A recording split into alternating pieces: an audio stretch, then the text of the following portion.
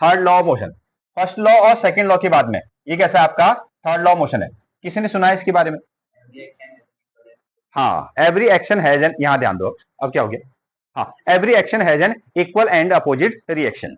ठीक है, जो भी आप वर्क करोगे तो उसका क्या होगा, एक ऐसा परिणाम निकल के आएगा, उतना ही रिजल्ट निकल के आएगा, ऐसा समझ लो।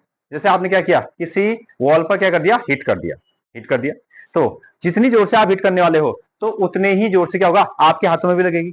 अगर आप स्लोली हिट करोगे तो हल्के से लगेगी, जोर से हिट करोगे तो जोर से लगेगी, यही मतलब हुआ ना, every action has an equal and opposite reaction, यही होता है। इसी को हम क्या कहते हैं, थर्ड लॉ ऑफ मोशन कहते हैं। क्या कहने वाले हैं, थर्ड लॉ ऑफ मोशन कहते हैं। अच्छा, अब हमने कहा कि जितनी जोर से हम हिट करेंगे उतनी जोर से हमारे हाथों में लगा, कितने फोर्स आए इधर, लगभग कितने फोर्स आए होंगे, जल्दी बताओ, कुछ तो बताओ, हाँ ना, 1 2 3 4 10 20 50, कुछ तो कहो। हाँ, कितने फोर्स आए हैं, दो फोर्स आए, दो फोर्स आए, ओके। एक फोर्स कैसा, हमारे हाथ का, हमने हाथ पर ऐसा पंच किया, ठीक है। दूसरा फोर्स कहां से आया, दीवार का, दीवार का, तो कितने फोर्स लगे, दो फोर्स लगे, दो फोर्स लगे, ठीक है। ओके, तो इसमें क्या होंगे, फोर्सेस कैसे क्रिएट हो रहे हैं, पेयर्स में क्रिएट हो रहे हैं, यहां उसके बारे में हम डिस्कशन करते हुए चलेंगे, लेकिन जनरल चीजें हैं। तो कितने फोर्स आए, दो फोर्स आए। अच्छा, क्या अलग अलग आए, हाँ, पहले एक आया, फिर कैसा आया, दूसरा आया। अच्छा, दूसरा आया, पहला ना आया हो, ऐसा हो सकता है क्या, नहीं, ठीक है।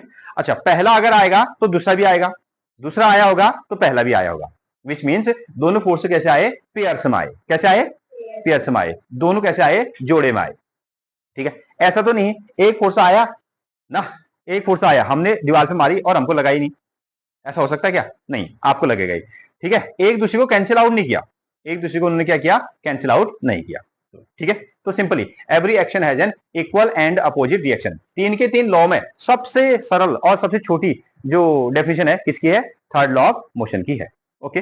हाँ, तो डेफिनेशन लिखें,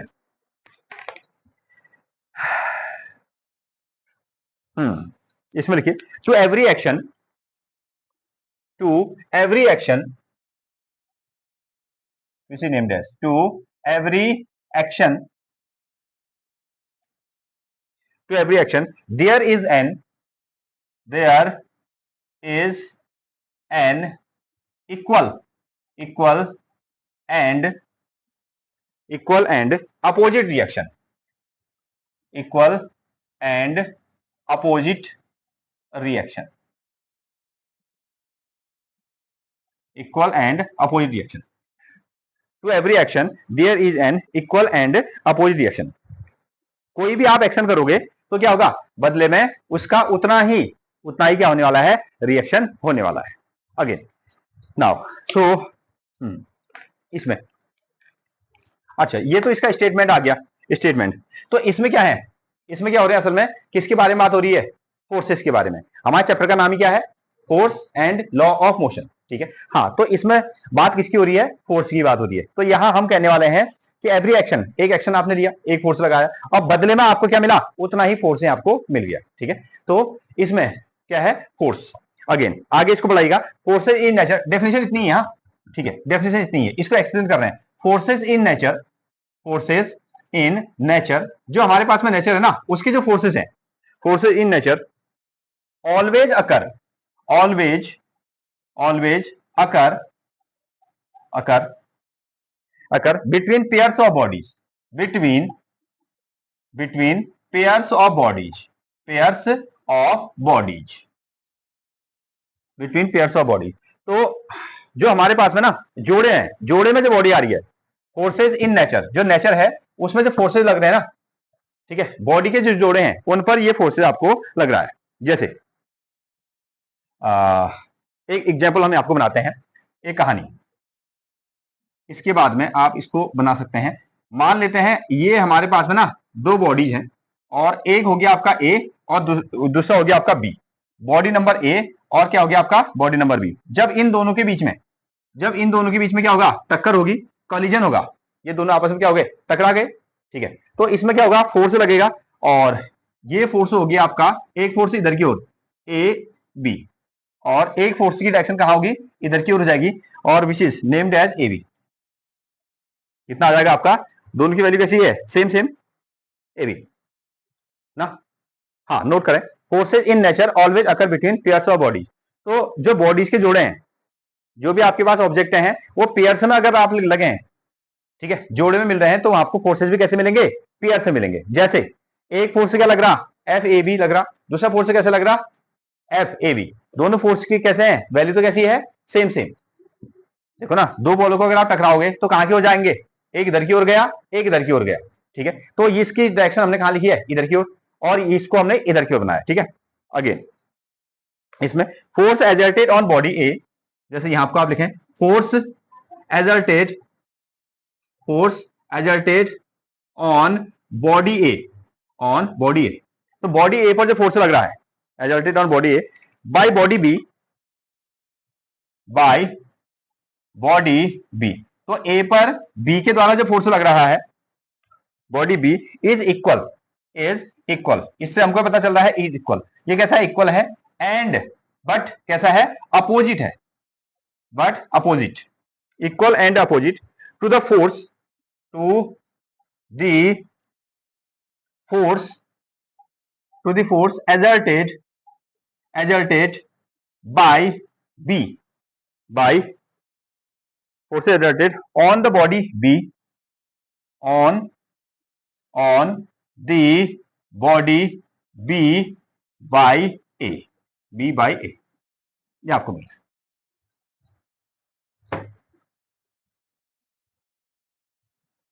दिख रहा है। इसको तो हमने नोट कर दिया कि ए पर जो, ध्यान दो, ए पर बॉडी ने, सॉरी, ए पर बॉडी बी ने फोर्स लगाया, उसकी वैल्यू कैसी है, इक्वल, और साथ में कैसा आ गया आपका अपोजिट, और किसके बराबर, बी ने क्या लगाया, ए पर लगाया। इसको कैसे लिखेंगे, इसको हम लिखेंगे जैसे force on A by B, A by B, ठीक है। ए के द्वारा बी पर फोर्स लगा, इज इक्वल टू, यहां को कहा है दोनों की वैल्यू कैसी है, इक्वल, इक्वल है, तो दोनों को बराबर रखेंगे। क्या लिखने वाले हैं, यहां लिखने वाले हैं force, force on body B by A, ये इसका मतलब है। दोनों फोर्स की वैल्यू कैसी है, equal. Force on A, A पर किसने फोर्स लगाया, बी ने, is equal to force on body B by किसने, ए। लेकिन दूसरी चीज एक ही है, ये शब्द भी है, ये क्या है, अपोजिट। अपोजिट का मतलब कैसे है, डायरेक्शन कैसी होगी, बदल गई। उस चीज को कैसे दिखाएंगे, उसको हम क्या करने वाले हैं, माइनस साइन लगाएंगे, समझे। दोनों फोर्स की वैल्यू कैसी है, बराबर है, इक्वल आ गया, तो दोनों को कैसे दिखा दिया, इक्वल दिखा दिया। लेकिन एक फोर्स कैसा है आपका, अपोजिट है, तो इसलिए कैसा साइन लगा दिया हमने, नेगेटिव साइन आपको लगा दिया, नोट करें। तो जैसे अब किसने किसको मारा ना, हो सकता है, ध्यान दो ना, बॉडी ए ने बी को मारा हो सकता है, या बॉडी बी ने ए को हिट किया हो सकता है, ऐसा हो सकता है। तो जिसने क्या किया, मान लो ए ने बी को हिट किया, तो कैसा फोर्स आया, एक्शन का फोर्स। ए ने बी को हिट किया तो कैसा फोर्स आया, एक्शन का फोर्स। और बी अगर ए को हिट करेगा तो कैसा फोर्स होगा, रिएक्शन का फोर्स। पहले लगने वाला फोर्स कैसा हो गया, एक्शन, और बदले में जो दूसरा फोर्स आएगा वो कैसा होगा, रिएक्शन का फोर्स। आगे चलते हैं, तो एक्शन और रिएक्शन ये क्या होंगे, एक साथ होंगे। हाँ, कुछ टर्म्स जैसे इसके बारे में हम लिखते हैं, first of all points.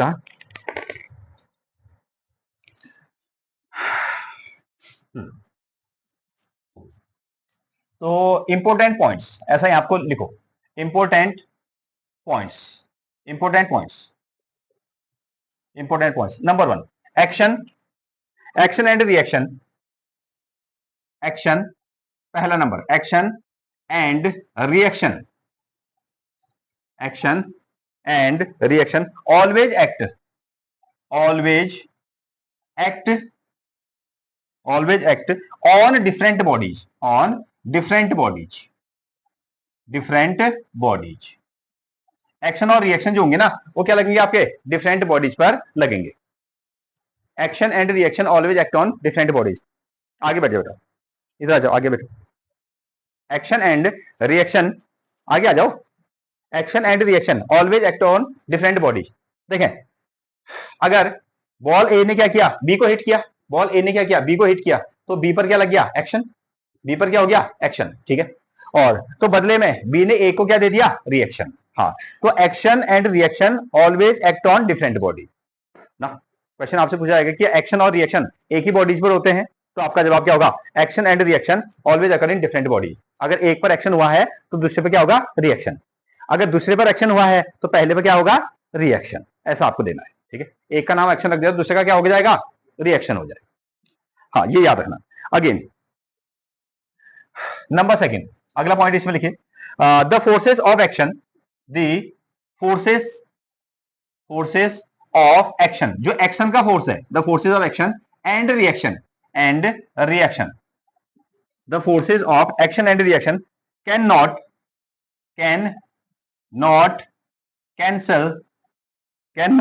Cancel each other, each cannot cancel each other, each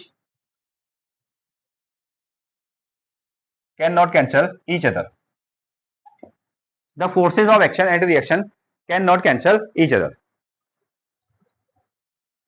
ना। अच्छा, ये क्या मतलब हुआ इसका? देखिए, अगर हमारे पास में एक बॉडी है, सिंपली क्या है? एक बॉडी है, ओके। अच्छा, इसमें हमने क्या किया? इस पर हमने इधर की ओर फोर्स लगा दिया, मान लो इधर की ओर फोर्स लगा दिया, या राइट की ओर फोर्स लगा दिया, तो कहां की ओर डिस्प्लेस होगा? राइट की ओर होगा ऑब्वियसली। अगर इसको इधर की ओर फोर्स लगाया जाएगा तो जाहिर सी बात है ये इधर की ओर चला जाएगा, ठीक है। लेकिन बदले में हमने क्या कर दिया? उतना ही फोर्स यहां से लगा दिया, तो अब क्या होगा? हाँ, ये वहीं पर को रुका रहेगा। इसका क्या मतलब हुआ? क्या इस पर फोर्स नहीं लगाए? लगाए। कितने फोर्स लगाए? दो फोर्स लगाए, ठीक है, दो फोर्स लगाए। तो इसने इसने इधर की ओर खिसकाना चाहा, खिसक भी रहा था, लेकिन बदले में हम इस फोर्स को इधर की ओर ले आए तो ये खिसका नहीं, ठीक है। तो इसका मतलब ये हुआ इस फोर्स ने कैंसिल आउट कर दिया, तभी तो, नहीं तो ये अपनी जगह से डिस्प्लेस हो जाता। लेकिन ओके, अगेन फिर से फोर्स कितने हैं? दो हैं, ठीक है। लेकिन दोनों ने एक दूसरे को क्या कर दिया? कैंसिल आउट कर दिया। कैंसिल आउट करने का मतलब क्या हुआ? ये अपनी जगह से नहीं हिला, ठीक है। इसलिए हमने, अच्छा, जब हम थर्ड लॉ ऑफ मोशन पढ़ते हैं उसको कितने बॉडीज के लिए पढ़ते हैं? दो बॉडीज के लिए। यहां हम कितने बॉडीज की बात कर रहे हैं? एक बॉडी की बात कर रहे हैं, ठीक है। एक बॉडी में अगर आपने बहुत सारे फोर्स लगा दिए तो वो अपनी जगह से डिस्प्लेस नहीं होगा, ठीक है, वो तो यहीं पर यहीं रहा। लेकिन थर्ड लॉ ऑफ मोशन हमको ये कहता है कि जो फोर्सेज होते हैं वो कैसे आते हैं? पियर्स में आते हैं। किसमें आते हैं? पियर्स में, यानी कि पियर्स में, जोड़े में आते हैं, ठीक है। और एक फोर्स दूसरे फोर्स को कैंसिल आउट नहीं करता है, ये स्टेटमेंट है। The forces of action and reaction can not cancel each other, ठीक है। एक्शन और रिएक्शन होगा ही, दो बॉल हैं, ठीक है। एक बॉल से दूसरी बॉल को आपने हिट किया तो क्या हुआ? एक इधर की हो जाएगा, एक इधर की हो जाएगा। ऐसा तो नहीं होगा कि दोनों जाके रुक जाएंगे, ऐसा पॉसिबल नहीं है, ठीक है। हाँ, याद रखिएगा, जैसे हमने कहा कि हमने एक फोर्स लगाया तो बदले में क्या हुआ? उसने भी फोर्स लगाया, तो आंसर बताओ। तुमने कहा जीरो, नो नो नो, ठीक है। तो एक्शन और रिएक्शन में क्या होता है? एक दूसरे को कैंसिल आउट नहीं करते हैं, क्योंकि फोर्सेस कहां आते हैं? फोर्सेस पियर्स में आते हैं, जोड़े में आते हैं, और अलग अलग बॉडीज पर आते हैं। बॉडी नंबर ए पर अगर एक्शन है तो बॉडी नंबर बी पर क्या होगा? रिएक्शन होगा। अगर बॉडी नंबर बी पर एक्शन है तो ए पर क्या होगा? रिएक्शन होगा। ये याद रखिएगा, ठीक है। और दूसरे वाले का स्टेटमेंट है, एक दूसरे को फोर्स को कैंसिल आउट नहीं किया जाता, क्योंकि अलग अलग बॉडीज पर फोर्स लगाए जाते हैं, ठीक है। ये बहुत छोटे से पोर्शन है, ये बहुत छोटे से पॉइंट है, जबकि आपको बार बार पूछा जाएगा। बताओ बेटा, हमने दो बॉडी पर फोर्स लगा दिया, अब क्या होगा? तुमने कहा सर जितना ही फोर्स हमने एक ओर से लगाया, ठीक है, दूसरी ओर से भी उतना फोर्स लगाया, ऑब्जेक्ट हिला ही नहीं ना। हाँ, लेकिन दो बॉडीज पर है तो वो क्या होगा? डिस्प्लेस होगा, ठीक है। ये पॉइंट आपको याद करने हैं। जबकि थर्ड लॉ ऑफ मोशन का तो सिंपल सी डेफिनेशन है। हाँ, अगेन नेक्स्ट क्वेश्चन बनाइए। No action can occur, number third, no action no action can occur, third point, no action can occur in the absence of reaction, in the absence in the absence of a reaction, पढ़ो तो क्या कह रहा है?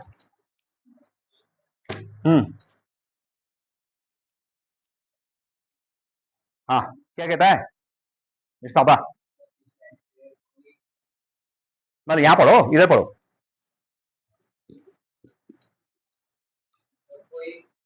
No action can occur, no action can occur, यानी कि कोई भी एक्शन नहीं होगा, कोई भी एक्शन नहीं माना जाएगा। No action can occur in the absence of reaction, अगर रिएक्शन नहीं हुआ तो हम एक्शन को मानेंगे नहीं, ठीक है। अगर हमने एक्शन किया तो बदले में क्या होगा? रिएक्शन होगा।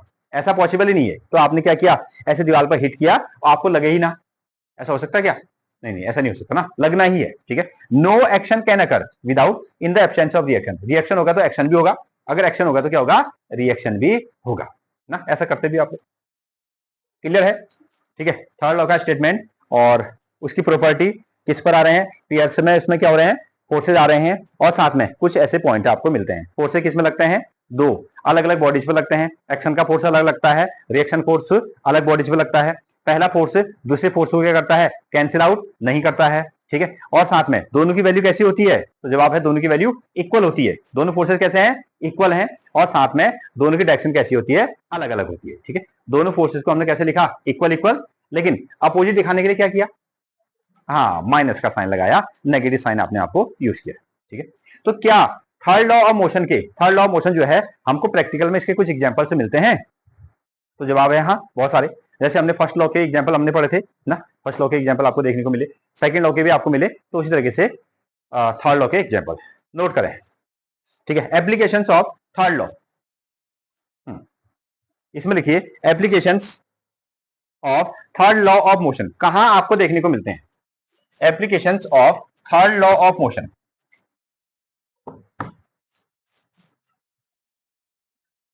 नोट कीजिएगा, applications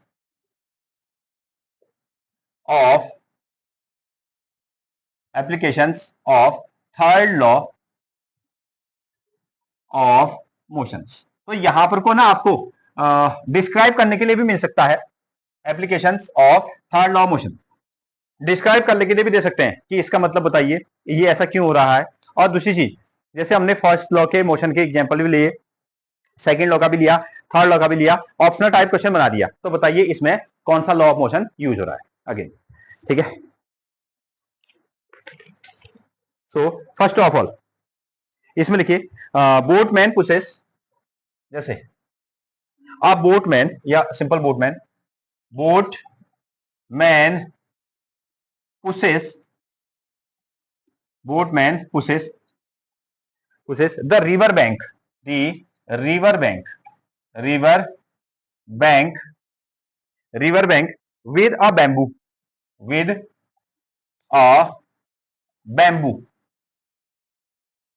with a bamboo pole, pole to take, to take his boat, ऐसा देखा आपने, his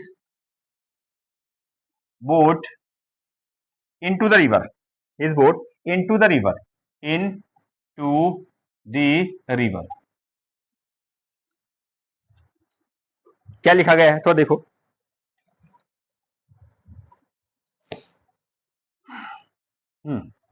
बोटमैन जानते हो, बोटमैन, हाँ कौन है, हाँ नाव चलाने वाला, बोटमैन का मतलब है नाव चलाने वाला। Boatman pushes the river bank, river bank मतलब नदी का किनारा। ठीक है, वो नदी के किनारे क्या करता है, ऐसे पुश करता है, किससे, with a bamboo pole, bamboo pole. अब हमारे यहाँ तो नाव होती नहीं है ना, लेकिन पिक्चर में तो आप देखते ही हो ना, एक नाव वाला आदमी है, जैसे स्टार्टिंग में क्या किया उसने, सुबह नाव को ऐसे नदी किनारे उसने रखा हुआ है। अब उसको नदी में जाने के लिए क्या करना है, पहले उसके पास में एक बैम्बू की लकड़ी होती है बड़ी सी। ठीक है, वो क्या करेगा, नदी किनारे को ऐसे पुश करेगा, ऐसे दबाता है। ठीक है, जैसे आप इधर की ओर दबाता है तो नाव इधर की ओर चली जाती है, यही तो होता है, यही कह रहा है। A boatsman pushes the river bank with a bamboo pole to take his boat into the river. इसको एक्सप्लेन करो कह रहा है, तो सिंपल सा है। तो इसके पास में क्या है, एक बड़ा सा पोल है, बैम्बू पोल है। उसने क्या किया, उसने नदी के किनारे को बड़े जोर से दबाया, तो क्या लगा उसमें, फोर्स ऑफ एक्शन लग गया, एक्शन का फोर्स लगाया। बदले में उस बैंक ऑफ रिवर ने उसको क्या दिया, रिएक्शन का फोर्स दिया, रिएक्शन का फोर्स दिया, तो वो नाव क्या हो जाएगी, इधर की ओर डिस्प्लेस हो जाएगी और नदी में चलेगी। सिंपल सा इतना है। ठीक है, एक और आपने क्या लगा दिया, एक्शन का फोर्स लगाया, और बदले में आपको क्या मिला, उतना ही रिएक्शन का फोर्स मिला और नाव चलने लगी। चलिए नोट करें, which is when the boatsman pushes, answer इसका लिखिएगा, when, when the boatsman, boatsman pushes, pushes the river bank, pushes the river bank with a bamboo stick, bamboo pole कह दो या bamboo stick, bamboo pole, bamboo pole, the river bank, जो नदी का किनारा है, the river bank, river bank offer, बदले में क्या किया, नदी के किनारे ने, river bank offer, offer an equal and opposite, equal and opposite reaction, opposite reaction, simply इतना लिखना है, एक्शन और रिएक्शन, रिएक्शन।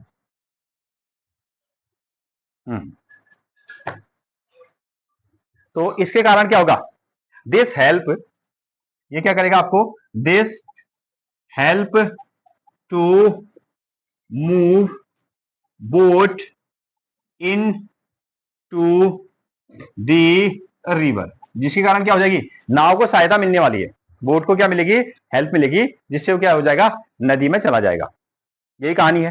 फिर से यहां हमने लिखा है, when the boatsman pushes the river bank, जैसे ही जो नाव चलाने वाला आदमी है वो क्या करता है, वो सॉरी रिवर बैंक को विद अ बैम्बू पोल से क्या करता है, धक्का देता है, ठीक है, ऐसे दबाता है, तो बदले में द रिवर बैंक ऑफर उसको देता है an equal and opposite reaction, उसके बदले में उसको क्या मिलता है, इक्वल और अपोजिट रिएक्शन मिलता है, और जिससे नाव क्या होगी, नदी की ओर ऐसे डिस्प्लेस हो जाती है ना। शाम को वो यही काम करता है, नदी की ओर क्या करेगा, पुश करेगा, और नाव कहां जाएगी, जमीन पर, और सुबह क्या करेगा, वो जमीन को ऐसे दबाएगा और नाव क्या हो जाएगी, नदी की ओर चली जाएगी। हाँ, नोट करें, लिख दिया। हाँ, एनसीसी वाले हो, एनसीसी वाले, कनिष्क नहीं हो एनसीसी वाले, अच्छा ठीक है। तो अभी आपने फायरिंग करना नहीं सीखा ना, एनसीसी में अगर आप हो तो फायरिंग करना नहीं सीखा, तो जब आप फायरिंग करने के लिए जाओगे, ठीक है, या बाद में कभी भी जाओगे, तो क्या करते हैं, कैसे करते हैं फायर, ऐसे ही रुक डिश डिश डिश, ऐसा वाला चक्कर नहीं होता है उधर पे, बड़ी वाली राइफल मिली है, एक हाथ से तो उठा नहीं सकते हैं, बहुत भारी होता है वो, ठीक है, उसके लिए क्या किया जाता है, किसी ने देखा है ऐसा कुछ, हाँ बिल्कुल। अच्छा, बड़ी वाली पिस्टल अगर आपको दे दी जाए, बड़ा वाला हथियार आपको दे जाए और उससे गोली चलाओ करके ना, तो आप ऐसा वाला नहीं कर सकते ना। हाँ, क्या करते हैं, उसके उस पिस्टल को या बंदूक जो भी राइफल है उसको पूरा यहां ऐसे दबाया जाता है, इधर कहां, इधर चेस्ट में इधर पर दबाया जाता है, क्यों, ऐसा क्यों होता है, हाँ, तो जैसे आपने क्या किया, बुलेट को लोड किया, उसके बाद नीचे टिगर दबाया डिश, ऐसे करके बंदूक जहां भी जाएगी, गोली कहां जाएगी, आगे की ओर, गोली जाने वाली है आगे की ओर, फोर्स ऑफ एक्शन, कौन सा फोर्स लगा उस पर, फोर्स ऑफ एक्शन, किस पर लगा है, बुलेट पर, ठीक है, फोर्स ऑफ एक्शन गोली पर या बुलेट पर लगा है, और बदले में क्या देगा उसको, फोर्स ऑफ रिएक्शन किस पर देगा, बंदूक पर देगा, पिस्टल पर देगा, वो कहां आएगी, पीछे की ओर आएगी, और जितनी तेजी से गोली गई है उतनी तेजी से बंदूक आने वाली है, बंदूक आने वाली है, वो बंदूक अगर पीछे की ओर आएगी तो तुम्हारे इधर पर लगेगा, यहां लगेगा, फिर ये तुम्हारा नहीं होगा, ये किसी और का हो जाएगा, इसलिए हम क्या करते हैं, उसको पहले से ही इसको क्या करते हैं, दबा के रखते हैं, ठीक है, तो यहां समझ में आता है एक्शन एंड रिएक्शन, ठीक है, कैसे लगते हैं, दोनों अपोजिट ऑब्जेक्ट में लगते हैं, एक्शन लगा आपके पास में बुलेट में, और रिएक्शन का फोर्स कैसे लग गया, आपका पिस्टल में लग गया, ठीक है। हाँ, बहुत सारी चीजें अभी वो पिक्चर में तो ऐसे दिखा देते हैं, और वैसे अगर आप देखोगे जो पिस्टल होती है वो भी काफी भारी होती है, दो दो हाथ लगा कर आप उसको क्या करते हो, ऐसे पकड़ते हो ना, तब जाके निशाना आप उसमें साधते हो, हल्की नहीं होती है वो, मेले वाली नहीं है, ये याद रखिएगा। तो एक्शन ऑफ रिएक्शन जो है हमको यहाँ फायरिंग में भी देखने को मिलता है। हाँ, नोट किसमें कीजिएगा, व्हेन गन, नंबर सेकंड, इसमें आप लिखिए, व्हेन गन रिकॉइल, रिकॉइल का मतलब होता है पीछे आना, व्हेन गन रिकॉइल्स, हाँ नोट करें, when gun recoils, when gun recoils according to, according to, according to third law, third law of motion, according to third law of motion, an equal and opposite force, an equal and opposite force, equal and opposite force, बदले में क्या मिलेगा आपको, equal and opposite force मिलेगा, is exerted on the gun, is exerted on the gun, बदले में क्या मिलेगी आपको, ठीक है, उतना ही फोर्स बुलेट क्या करेगी, पिस्टल पर या गन पर उतना ही अपोजिट फोर्स लगाएगी।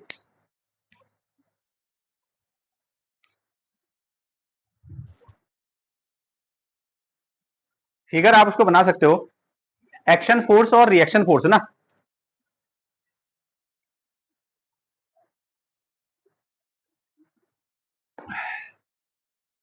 अच्छा, हमने कहा ना कि जितनी तेजी से, ध्यान है, जितनी तेजी से बुलेट आगे की ओर गई है उतनी तेजी से ना जो आपका पिस्टल है उतनी तेजी से वापस नहीं आई।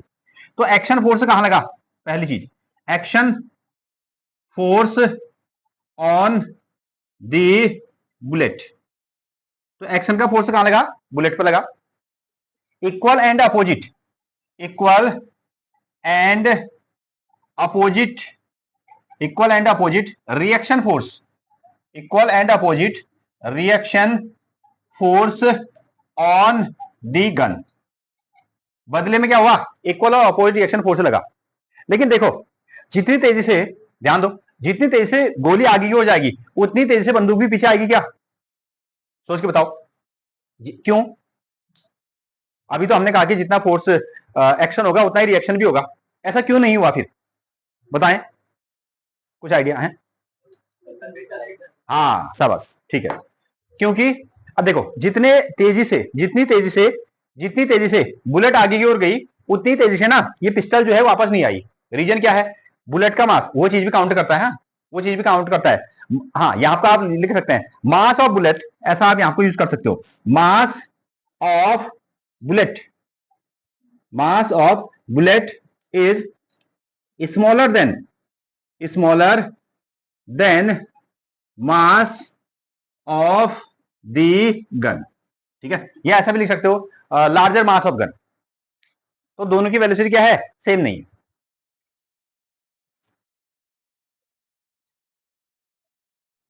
हाँ, तीसरा एग्जांपल इसमें बनाइए, motion of rocket. Number third, अगला एग्जांपल इसमें बनाइए, मोशन ऑफ रॉकेट। जो रॉकेट आसमान में जाता है, rocket and jet aeroplanes, and jet aeroplanes, jet aeroplanes are are based on, are based on the, based on the third law of motion. ठीक है, are based on the Newton से third law of motion, based on the third law, third law of motion, third law of motion. ठीक है। हाँ, जो हमारे पास में rocket ना, आप देखते हो आए दिन रॉकेट को आसमान में छोड़ा जाता है, तो उसके पीछे कौन सा नियम काम कर रहा है? थर्ड लॉ ऑफ मोशन काम कर रहा है। अच्छा, कैसे मोशन इसमें काम कर रहा है? तो इसको थोड़ा सा हम देखते हैं ना। ये हमारे पास में क्या ना, एक रॉकेट, आप ऑब्वियसली दिवाली में भी आप जलाते ही हो रॉकेट। तो ये इसकी जो पोर्शन है वो क्या हो गया आपका? रॉकेट। अगेन